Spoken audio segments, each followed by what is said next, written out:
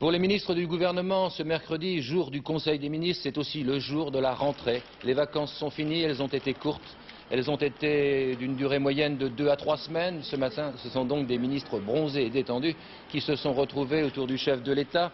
Michel Rocard rentre de Suède, Louis Lepinsec de Bretagne, Jacques Lang du Luberon. Lionel Jospin et le président de la République n'ont pris que de très courtes vacances.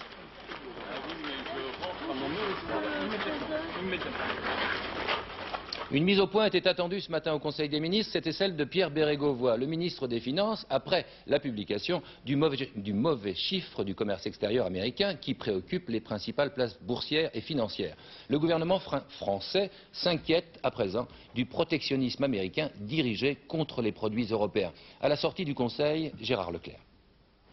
Ce Conseil des ministres de rentrée n'a pas été de pure forme. 2 heures de travaux qui débouchent sur une condamnation très vive du Trade Bill, une loi commerciale américaine que le président Reagan s'apprête à ratifier après son vote par le Congrès américain. Comme la Commission de Bruxelles, le gouvernement français y voit un texte très protectionniste permettant aux autorités américaines de limiter les produits que nous leur vendons.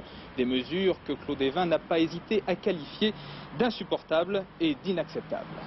Le gouvernement a manifesté une très grande irritation. Cette situation est absolument inacceptable et intolérable.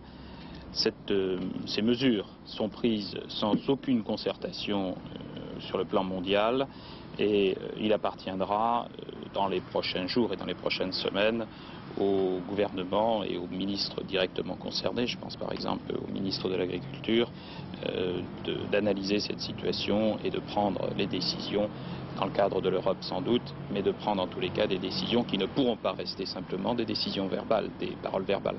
Le gouvernement français n'écarte donc pas la possibilité de mesures de rétorsion, même s'il est encore trop tôt pour dire lesquelles. Pierre Bérégovoy a également regretté l'absence de coordination et de concertation des grands pays industrialisés lors du relèvement des taux d'intérêt américains et allemands. Toutefois, la France ne remet pas en cause sa politique individuelle de baisse des taux d'intérêt.